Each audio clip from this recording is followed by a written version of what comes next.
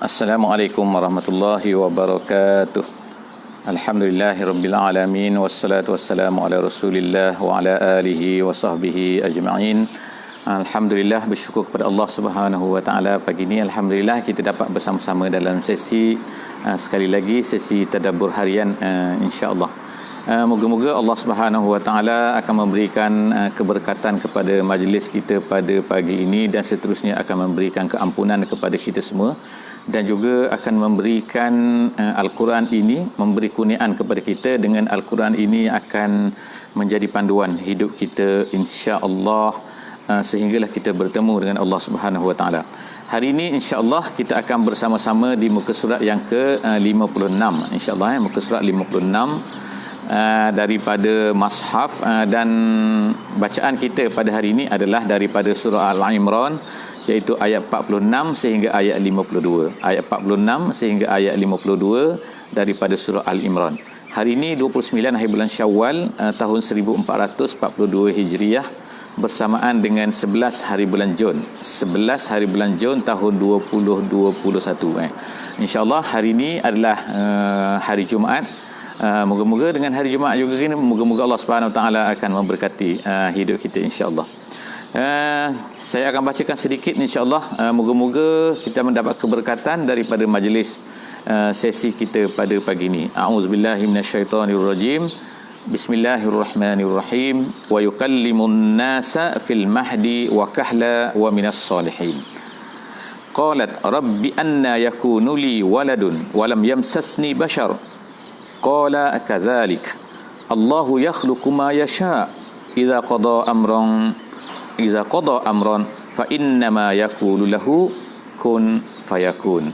Sadaqallahul azim. Itu adalah ayat yang ke-46 dan juga 47 yang baru saja saya baca sebentar tadi. Moga-moga dengan bacaan kita ini kita akan diberkati insya-Allah. Maksud daripada ayat yang kita bacakan pada hari ini, ataupun ayat yang kita bacakan pada hari ini adalah merupakan kesinambungan daripada apa yang telah kita bacakan sebelum daripada ini, iaitu ceritanya adalah cerita yang masih lagi bersambung, iaitu Allah Subhanahu Wa Taala telah menyatakan tentang kelebihan Nabi Isa yang akan dilahirkan oleh Maryam. Jadi malaikat telah memberitahu kepada Maryam bahawa kamu akan melahirkan begini-begini. Jadi apa yang telah disebutkan sebelum daripada ni kita telah baca, iaitu salah satu di antara sifat Nabi Isa alaihissalam yang akan lahir ini ialah wajihan, iaitu wajihan fid dunia dan juga wajihan fil akhirah. Kita sebutkan maksud wajihan tu yang mempunyai jah, yang mempunyai kelebihan, yang mempunyai kurniaan sama ada di dunia dan juga di akhirat. Sekarang ni Allah Subhanahu Wa Taala akan sambung lagi cerita apakah kelebihan-kelebihan yang ada pada Nabi Isa alaihissalam ni, iaitu Allah Taala kata wa yukallimun nasa. Nabi Isa ni dia boleh bercakap kepada manusia. Jadi ini adalah di antara kehebatan lagi. Jadi dia adalah wajih sebelum Nabi, dan dia adalah mutakallim dia adalah mukallim, iaitu yang bercakap. Yang bercakap dengan apa? Bercakap kepada manusia. Wa yukallimun nasa, dia boleh bercakap kepada manusia bila, kalau dalam keadaan biasa tak peliklah kan, tetapi fil mahdi itu ialah buaian tu. Maknanya semasa dalam buaian tu Nabi Isa sudah boleh bercakap. Bercakap apakah yang dicakapkan di dalam surah Maryam? Nanti kita akan jumpa bahawa dia bercakap.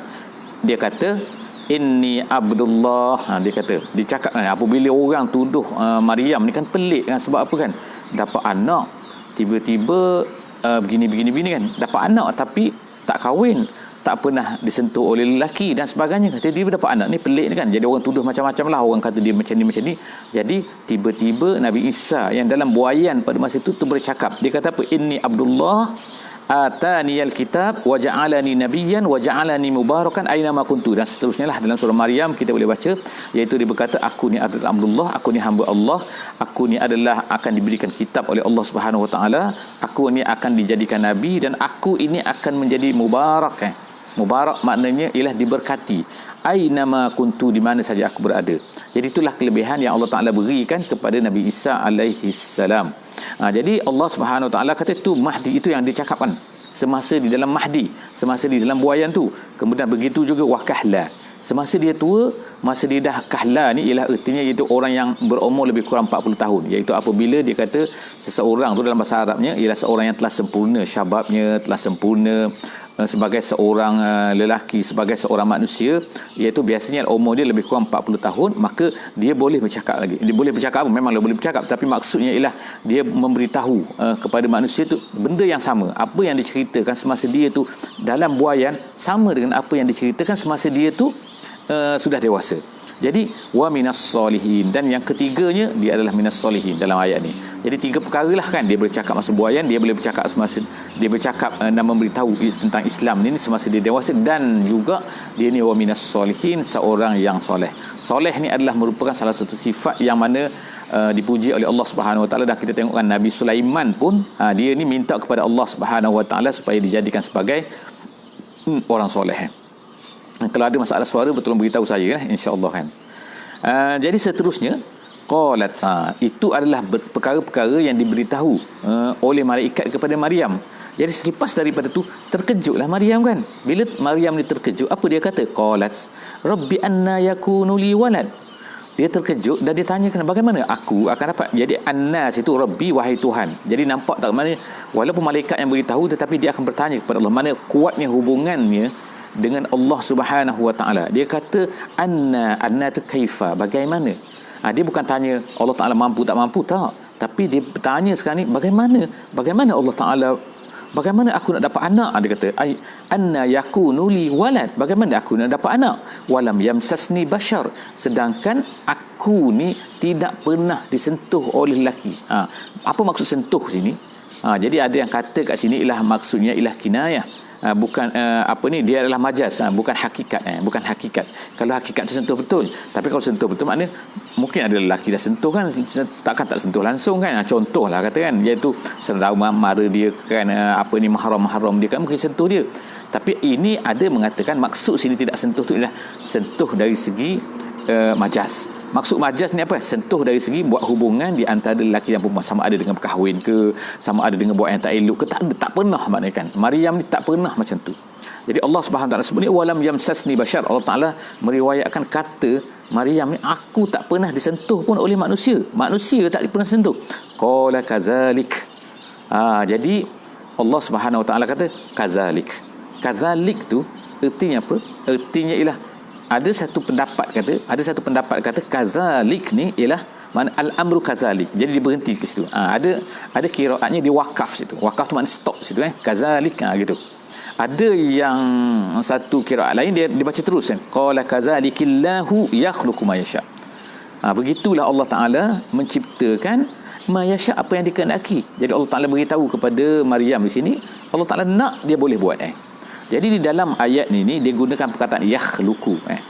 Semasa cerita pasal Nabi Zakaria, Nabi Zakaria diceritakan guna fa'ala yaf'alu. Iaitu apa? Ketika Nabi Zakaria ni tak dapat anak, tiba-tiba dia dah umur dia dah tua, tiba-tiba dia dapat anak Yahya kan. Jadi Allah Taala gunakan perkataan yaf'alu, tapi di sini gunakan yakhluqu. Kerana apa? Ulama kata kerana apa yang berlaku kepada Maryam ni lebih pelik lagi daripada apa yang berlaku kepada Nabi Zakaria. Kerana Nabi Zakaria ni hanya cumalah dia tua dan begitu kan, dia tak dapat anak sebelum ni kan, gitu kan. Cuma sekarang ni Maryam ni lagi peliknya, lagi dahsyatnya. Dahsyat apa? Dahsyat itu makna memang keajaiban tu lagilah. Sebab apa? Dia tak pernah dia sentuh oleh lelaki, tiba-tiba dapat anak. Ini pelik daripada Zakaria lagi. Jadi sebab itulah penggunaan perkataan yakhluqu kan. Allah Taala kata Allahu yakhluqu ma yasha. Allah Taala nak buat apa-apa dia boleh buat. Tak ada masalah kan. Iza qada amran, iza qada tu maksud iza arada. Iza arada amran, gitu kan. Apabila Allah Taala kehendaki satu-satu benda kan, fa inna ma yaqulu lahu kun fayakun. Mudah je bagi Allah. Allah Taala boleh kun fayakun. Allah kata jadi. Maka kalau ikut kita kan, kalau kita bacaan kun fayakun tu ada berapa second? Kun di antara kun dengan fayakun. Mungkin kita kata ada 0.1 second, contohlah kata. Bagi Allah Subhanahu Wa Taala sebenarnya tak ada. Bila Allah Ta'ala kata nak jadi terus Dia tak adalah tempoh-tempoh masa tu kan. Cuma kita sebab kita baca kan, jadi Allah Ta'ala nak sebutlah, ini nak ajar kita kan, bahawa kita ni sebab kita ni baca. Seterusnya Allah Subhanahu Ta'ala kata wa yu'allimuhul kitaba wal hikmata wat taurata wal injil. Allah Ta'ala sebut lagi, Allah Ta'ala senaraikan lagi apakah perkara-perkara yang diberikan kepada Nabi Isa alaihissalam yang tak ada pada orang lain. Apakah dia? Di antaranya Allah Ta'ala sebutkan sini, iaitu apa? Wa yu'allimuhu al-kitaba. Dan kemudian Allah Ta'ala sebutkan, iaitu Allah Ta'ala akan ajarkan kepadanya al-kitaba. Al-kitab di situ bukan makna kitab, bukan makna buku, tapi maksudnya ialah iaitu dapat membaca, iaitu tulisan. Dan jadi salah satu kelebihan Nabi Isa AS, dia dapat baca tulisan. Maknanya kalau kita kat membaca sekarang M lah kan, membaca, menulis kan, maknanya dia boleh benda tu kan. Allah Ta'ala ajarkan dia. Jadi kenapa disebutkan perkara ni? Kerana pada masa tu disebutkan oleh ulama tafsir, ahli-ahli tafsir, dia kata kerana pada masa tu tamadun manusia mula dah meningkat dah. Tamadun manusia dah mula naik, dan manusia pada masa tu dah mula pandai menulis, dah mula start dah macam tu kan. Perkara tu menjadi satu maknanya satu ketinggian lah bagi manusia. Kalau yang orang tu yang pandai menulis, pandai membaca, maka dia akan ada kehebatan lah pada manusia. Jadi Allah Subhanahu Wa Taala berikan kepada Nabi Isa ni wa yu'allimuhu al-kitaba, dia boleh menulis, menulis dan boleh tulisan. Kemudian wal hikmata. Hikmah sini maksudnya apa? Maksud di sini hikmah ni ialah maknanya ulumun. Kalau ikut ramai ulama kata seperti Fakhrul Razi, dia kata maksud sini ialah, maksud al-hikmah ialah ulumun nafi'ah kepada manusia, ilmu-ilmu yang boleh membetulkan manusia, ilmu-ilmu yang mengetahui benda yang betul dan benda yang salah. Jadi itu adalah awal hikmata. Jadi dua Allah Ta'ala ajarkan kepada pandai membaca dan menulis, kemudian Allah Ta'ala ajarkan kepada dia perkara-perkara yang dia tahu kan. Dia tahu apa? Tahun ni. Kemudian wat Taurata wal Injila. Kemudian dia ni telah diberi pula iaitu ilmu apa? Ilmu At-Taurah. Ilmu Taurah maknanya dia tahu ilmu Taurah ni ilmu yang diturunkan kepada Nabi Isa alaihissalam kan. Sebelum kitab yang diturunkan kepada Nabi Musa, Nabi Musa alaihissalam, sebelum daripada itu jadi dia belajar. Dia pandai, dia tahu, dan kemudian tu diberikan kepada dia selepas itu wal Injila. Diberikan Injil pula kepadanya, kepada Nabi Isa alaihissalam. Jadi banyak sebenarnya kurniaan-kurniaan yang Allah Subhanahu Taala berikan kepada beliau kan, kepada Nabi kita kata kepada Nabi Isa alaihissalam. Sekejap kita betulkan sikit supaya apa? Supaya dapat insya-Allah dapat cahaya sikit sebab cahaya dah padam. Okey.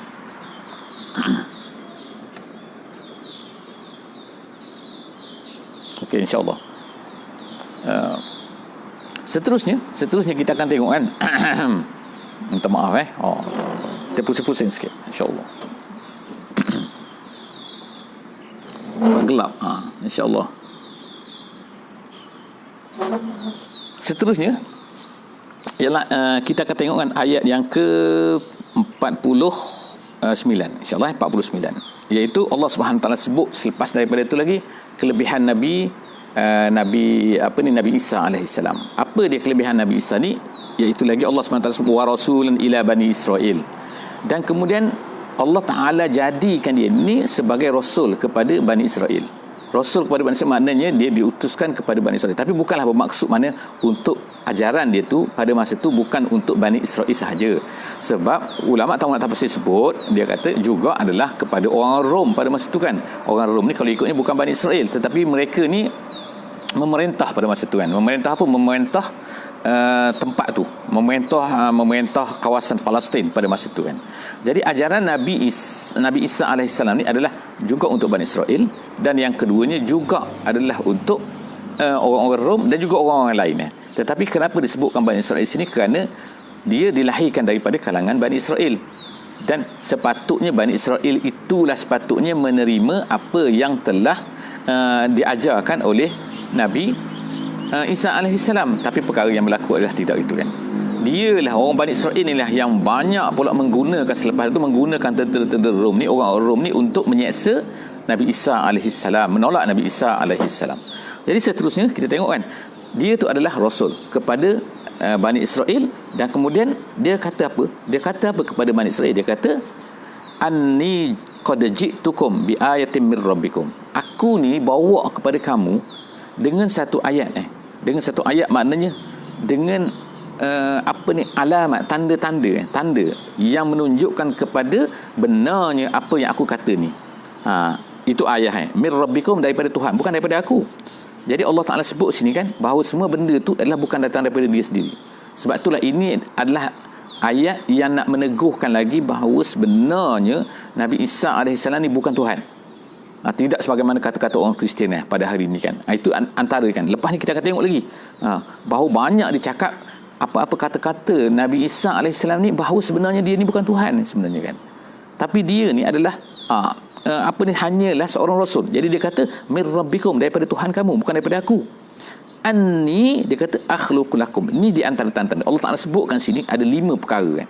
Ada 5 perkara yang mana Allah Taala sebutkan di antara perkara-perkara mukjizat-mukjizat yang berlaku di tangan Nabi Isa AS.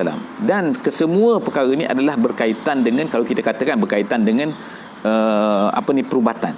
Kenapa? Kerana pada masa tersebut perubatan adalah satu perkara yang memang dipuji, satu dikagumi oleh manusia pada zaman Nabi Isa AS. Dia berbeza. Kalau Nabi Musa dulu kita tengok kan, yang dipuji, yang dikagumi oleh manusia ialah pada masa sihir. Jadi oleh kerana itu mereka gunakan sihir semua sihir kan. Jadi sebab itu kebanyakan daripada mukjizat Nabi Musa AS adalah merupakan berkaitan dengan sihir. Tetapi bila Nabi Isa AS, zaman Nabi Isa ni, yang manusia kagum ialah perubatan. Jadi sebab itulah banyaklah mukjizat-mukjizat Nabi Isa AS adalah berkaitan dengan perubatan. Dia berbeza pula kalau kita tengok zaman Nabi Muhammad sallallahu alaihi wasallam, manusia kagum pula dengan apa? Dengan bahasa kan. Kagum dengan kehebatan orang pandai bahasa, orang pandai yang mengulas, semua kan. Jadi Allah Subhanahu taala turunkan Quran yang menjadi mukjizat kepada Nabi Muhammad sallallahu alaihi wasallam, yang mana manusia tak boleh nak buat sebagaimana apa yang dibawa oleh Nabi Muhammad sallallahu alaihi wasallam, iaitu daripada Quran. Jadi seterusnya kita tengok di sini apakah dia 5 perkara yang Allah Taala sebutkan di dalam ayat 49 ni, iaitu yang pertama dia kata akhluqu lakum minat-tini kahayatit tayri. Nabi Isa alaihi salam ni kan, dia boleh buat apa? Iaitu dia boleh ambil tanah kita kata tanah liat ke apa kan, kemudian dia buat seperti kahayatit tayri, dalam bentuk seperti burung. Ada bacaan yang dia kata kat sini, dia kata ialah at-tayri sini ada yang kata iaitu mislut tayri mislut tayri kan. Jadi itu yang pertama lah kan. Kemudian fa'anfukhu, dia buat dalam bentuk tu kan, daripada tanah tu kan, kemudian fa'anfukhu aku pun tiup fihi, pada benda tadi tu yang aku buat dari benda tadi, kemudian fayakunu tayran biiznillah, tiba-tiba benda tu hidup dan menjadi burung kan, biiznillah. Tapi dia sebut sini kan biiznillah, bukan dengan aku, bukan pada aku, tapi memang dengan izin Allah Subhanahu Wa Taala. Jadi ini di antara perkara kita kata bahawa Nabi Isa AS ini bukan Tuhan. Dia tak boleh buat sendiri, tapi dengan izin Allah Subhanahu Wa Taala. Itu yang pertama. Yang keduanya ialah kan burung apa tu kan, adalah macam-macam lah kan ulama ni, tapi ada yang kata bahawa burung tu adalah burung kelawar, dia katakan. Wallahu alam bisawab, itu tak penting kan. Tetapi ialah satu benda yang terbang seperti burung, lalu dia pun terbang, lalu manusia tengok semua. Orang tengok kan, Bani Israel itu tengok, wah burung, dia katakan. Itu mukjizat dia kan. Kemudian terbang, kemudian terlepas, lepas tu burung tu bila dah hilang daripada pandangan, kemudian dia mati. Itu kata setengah ahli tafsir. Tak apa, tak penting bagi kita kan. Dalam qiraat sini dia ada fayakunu tayran. Ada qiraat baca fayakunu tairan Jadi itu dua qiraat Fayakunu tayran, fayakunu tairan. Dua-dua tu makna burung Kemudian tu yang pertama lah kan, biiznillah. Yang kedua wa ubri'u. Ubri'u tu maknanya aku menyembuhkan, maknanya aku menyembuhkan apa? Al-akmaha. Dia ada dalam bahasa Arab ada akmaha. Akmaha tu maknanya orang buta lah kan. Tetapi akmaha ada satu lagi A'ma tu buta juga. Tapi akmaha tu buta juga. Akmaha ni orang yang buta memang daripada lahir-lahir tu buta. Kalau a'ma, orang tu asalnya dia celek, tapi lepas tu dia kena penyakit apa-apa, lepas tu dia buta. Itu dua beza. Jadi Allah Subhanahu Wa Taala gunakan sini akmaha nak menunjukkan bahawa sebab apa? Orang yang celek mula-mula, kemudian tu dia kena sakit apa-apa, kemudian dia jadi buta, itu lebih mudah untuk diobati daripada orang yang buta memang daripada asal dia memang buta dah. Lahir-lahir itu memang buta. Jadi Allah Ta'ala sebut sini akmaha, orang yang memang buta daripada asal lah. Tiba-tiba Nabi Isa AS boleh sembuhkan. Itu yang kedua. Yang ketiga wal abrasa. Wal abrasa ni ialah orang sakit sopak, satu jenis sakit kulit yang kulit tu jadi putih dan sebagainya kan. Jadi tu pada masa tu perubatan memang tak boleh nak ubat benda ni.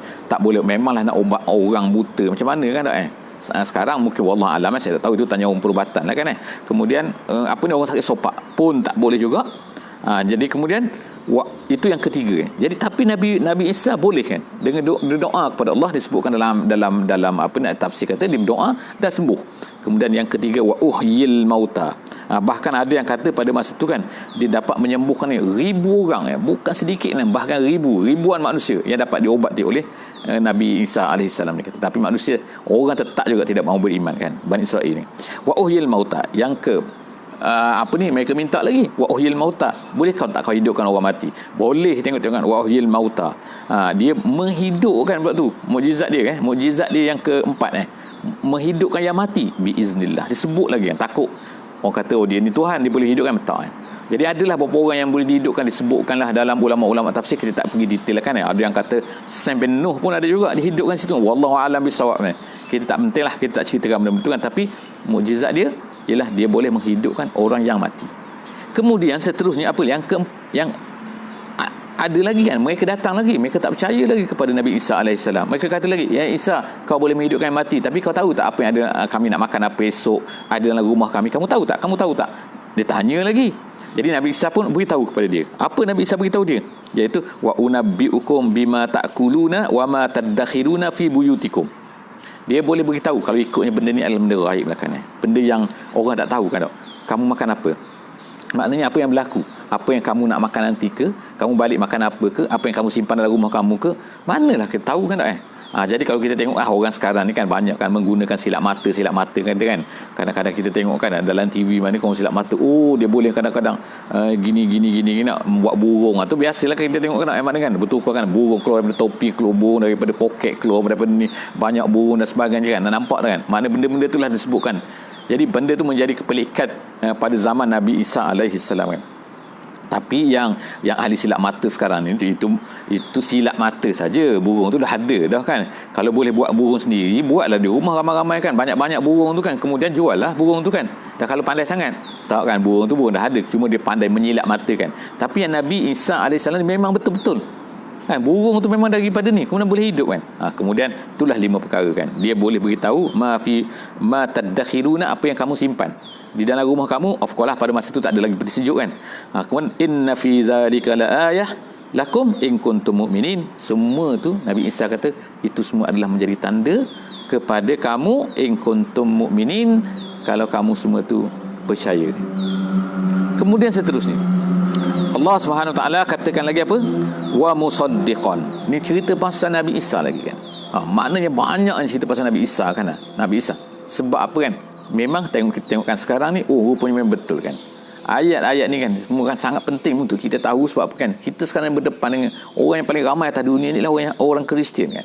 Jadi mereka ni lah mempunyai salah faham yang dahsyat kepada Nabi Isa alaihissalam. Jadi kita sebagai orang Islam sepatutnya kita tahu kan Nabi Isa tu bagaimana. Jadi di mana sumber untuk kita tahu kan tentang Nabi Isa ni kalau tidak daripada Al-Quran. Sebab itulah kita ni perlu sangat-sangat untuk tahu kan apa yang Allah Ta'ala sebutkan tentang Nabi Isa alaihissalam di dalam Quran ni. Kalau kita tak tahu, nanti kita pun terpengaruh kan dengan baca internet, dengan apa kan, langit terbuka, nanti kita salah faham nanti kan. Jadi kita tengok Allah Subhanahu Wa Ta'ala sebut tentang Nabi Isa ni, wa musaddiqan lima baina yadayya minat Taurah. Dan dia ni membenarkan mengatakan betul, menerima apa yang lima baina yadayya, iaitu maknanya sebelum daripada aku, maksudnya sebelum daripada aku, minat Taurah, apa yang disebutkan dalam Taurat, wali uhilla lakum ba'dallazi hurrima alaikum. Itu yang pertama, dia membenarkan, maknanya kata betul lah itu Taurat tu kan daripada Nabi Musa alaihissalam. Kemudian yang keduanya ialah dia menghalalkan apa? Lakum ba'dallazi hurrima alaikum, setengah-setengah perkara yang diharamkan untuk kamu. Maknanya kepada Bani Israel, kepada dulu dalam ajaran Nabi Musa dan juga Nabi-Nabi selepas daripada Nabi Musa ni, ada setengah-setengah perkara tu diharamkan. Setengah perkara tu kan complicated lah, kita nak cerita detail kan. Ada yang kata ikan lah, ada yang kata burung lah, setengah-setengah burung dan macam-macam ni sifat dia, ada boleh ada tak boleh. Jadi datang Nabi Isa AS, dia menghalalkan, mengatakan sebenarnya awak ni bohong ni, sebenarnya benda ni adalah halal, benda ni adalah boleh sebenarnya kan, tapi awak yang kata tak boleh, macam-macam lah gitu kan. Jadi itulah di antara apa yang dibawa oleh Nabi Isa AS kepada Bani Israel. Kemudian Allah wajitukum. Jadi banyak khilaf situ, banyak pendapat-pendapat lah, macam-macam sekali kan. Kita tak pergi detail lah, tapi selepas daripada wajitukum bi ayatin min rabbikum fattaqullaha wa ati'un. Yang penting tu ialah aku dah bawa kepada kamu ni, aku bawa kepada kamu bi ayah, wajitukum, aku bawa kepada kamu ayah, tanda-tanda banyak lah kan, tanda-tanda tentang kebenaran aku, apa yang aku cakap ni kan bukan aku ni nabi pembohong dan sebagainya kan. Mir rabbikum fattaqullah. Jadi oleh kerana itu maka apa yang sepatutnya kamu buat, fattaqullah, bertakwalah kamu kepada Allah, wa atiun, dan sepatutnya kamu taat kepada Allah. Jadi artinya mereka ni bukan nak bertakwa kepada Allah, mereka ni banyak ilmu lah, mereka banyak kan, sebagaimana disebutkan dalam di tempat lain kan, mereka ni bawa asfar, kitab mereka bukan main banyak kan, dengan keldainya bawa seolah macam tu kan. Tapi adakah mereka beramal? Yang masalahnya beramal tu tidak tu, beramal tu tak ada. Jadi Allah SWT kata fattaqullah wa atiun, sepatutnya kamu bertakwa kepada Allah, kamu takut kepada Allah, dan kamu sepatutnya taat kepada Allah Subhanahu wa taala. Innallaha rabbi. Seterusnya Nabi Isa berkata, innallaha rabbi wa rabbukum fa'buduh. Allah tu adalah Tuhan aku dan juga Tuhan kamu. Tengok kan, sekali lagi kan, bukan aku ni Tuhan, tapi Allah tu Tuhan aku dan juga Tuhan kamu semua. Maknanya Tuhan kita semua adalah Allah kan, bukan aku ni Tuhan. Jangan sembah aku. Fa'buduhu, hendaklah kamu memperhambakan diri kepada Allah, jangan hambakan diri kepada aku. Inilah kan kesalahan yang kata. Jadi Allah tak tekankan kepada kita sebagai orang Islam ni kan, kita kena faham, kita kena tahu, kita kena yakin bahawa apa, bahawa sebenarnya adalah Nabi Isa tu hanyalah merupakan seorang manusia, seorang nabi, seorang rasul, dan bukannya Tuhan. Sebagaimana dakwaan sampai sekarang ni orang duk percaya kan, orang-orang yang bukan Islam, orang Kristian duk percaya kan. Seterusnya, haza siratun mustaqim. Inilah sebenarnya sirat mustaqim. Inilah sebenarnya jalan yang lurus. Inilah jalan yang betul. Yang lain itu tak betul. Iaitu apa? Aku ni bukan Tuhan. Kita semua ni, kita ada Tuhan kita, iaitu Allah Subhanahu Wa Taala, dan kita adalah menyembah Allah Subhanahu Wa Taala, bukannya menyembah aku dan sebagainya. Ayat yang terakhir, insya-Allah kan. Dan kita sekarang masuk kepada hizib baru. Hizib baru iaitu cerita baru, iaitu Allah Subhanahu Wa Taala ceritakan tentang Nabi Isa ni. Nabi Isa pun berdakwah lah. Jadi cerita Nabi Isa ni banyak kita tengok dalam surah Al-Imran ada, dalam surah Maryam ada, dalam surah-surah yang lain ada kan. Nanti kan kita tengok dalam surah macam-macam lah kita tengok kan. Jadi surah-surah ini semua adalah nak ceritakan, nak tegaskan kepada kita supaya kita ni jelaskan siapa Nabi Isa tu yang disalah fahamkan. Jadi benda ni sekarang, perkara ni semua sepatutnya umat Islam ni, anak-anak kita orang Islam sebenarnya kan, yang dilahirkan sebagai orang Islam, sepatutnya faham benda ni daripada kitab, daripada Quran ni. Bukan faham ambil dengar daripada internet kan. Sekarang ni kan kita dengar daripada internet lebih banyak daripada kita tahu tentang Quran kan. Jadi sebab itulah kita ni sungguh-sungguh kena bersungguh-sungguh sikit belajar apa yang ada dalam Quran ni, tahu apa yang disebutkan oleh Allah Subhanahu Wa Taala. Kemudian kita hendaklah selepas daripada tu kita kena ceritakan anak-anak kita, ceritakan kepada orang Islam, kena sebarkan kan banyak-banyak dalam macam-macam cara lah. You orang semua kan boleh tulis, boleh buat, you orang boleh buat kan, insya-Allah kan. Macam-macam cara lah, ikut macam mana you buat kan. Saya mungkin saya boleh pun boleh share dengan kita semua kan. Tapi orang insya-Allah boleh kreatif lagi buat dalam berbagai bentuk. Okey. Jadi sekarang ni apa yang terjadi? Selepas daripada tu, selepas ni falamma Nabi Isa pun berdakwah kan, apa yang diterima, apa yang dibuat oleh orang-orang Bani Israel terhadap Nabi Isa alaihi salam. Falamma ahassa Isa minhumul kufra. Apabila Nabi Isa ahassa tu alima. Dalam tafsir kata, iaitu apabila Nabi Isa dah alima, dah mengetahui, dah merasai. Kalau ahassa merasai, mana, tapi alima ni, ahassa ni lebih mana dengan matanya, dengan panca indera maknanya kan. Bila Nabi Isa dah merasai, dah mengetahui dengan panca indera dia bahawa minhum al-kufra, mereka ni dah kufur, mereka tak nak terima juga. Tengok kan, bawa dengan macam-macam mukjizat pun tak, mereka tak nak terima, macam-macam tanya kan. Ni sama lah kan, perangai sama juga dengan apa yang berlaku kepada Nabi Isa dulu kan, dan Nabi Musa dulu kan. Macam itulah kan, bawa mukjizat, macam-macam mukjizat tak jadi juga kan.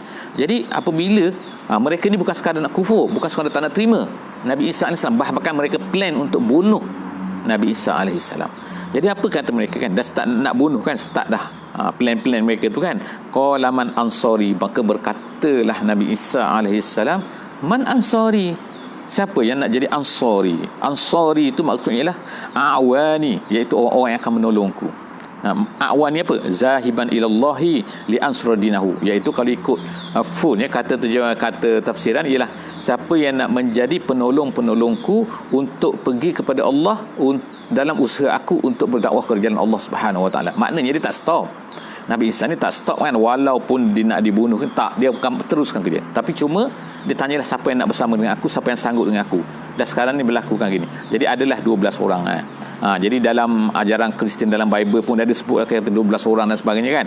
Jadi kita pun ada 12 orang Jadi 12 orang yang bersama-sama dengan Nabi Isa yang sanggup tu, yang dinamakan oleh Al-Quran sebagai Ansarullah. Jadi man ansari ilallah, siapa yang nak menjadi penolongku untuk aku membawa agama ni ke jalan Allah Subhanahu wa taala, untuk menyampaikan agama ini kepada manusia. Qalal hawariyun, lalu berkatalah hawari. Hawari ni adalah daripada perkataan hawara. Hawara ni makna putih maknanya. Hawariyun maknanya apa? Orang-orang putih, bukan orang putih, tapi maksudnya sebab setengahnya dikatakan bahawa mereka ni adalah putih melepak dan setengah kata mereka ni adalah orang-orang yang pekerja mengedaikan kain. Gitu kan, setengah kata kan, macam itulah itu kan, tapi itu pendapat-pendapat lah kan daripada mana perkataan hawari itu kan. Jadi mereka ni dipanggil sebagai hawari kepada Nabi Isa AS. Qalal hawariyun, daripada perkataan hawari kita sebut tadi, hawa tu maknanya putih, bukan penyakit hawa kita tu kan, bahasa Melayu tu. Maka berkatalah orang-orang yang hawari ni, kita panggil hawari nahnu ansarullah, kamilah yang akan menolong Allah, iaitu menolong Allah, bukan Allah Ta'ala perlukan pertolongan, tapi maksudnya ialah yang akan menolong agama Allah Subhanahu wa Ta'ala. Amanna billah, kami beriman dengan Allah, kemudian washhad bi anna muslimun. Washhad tu ialah kata-kata mereka kepada Nabi Isa alaihissalam.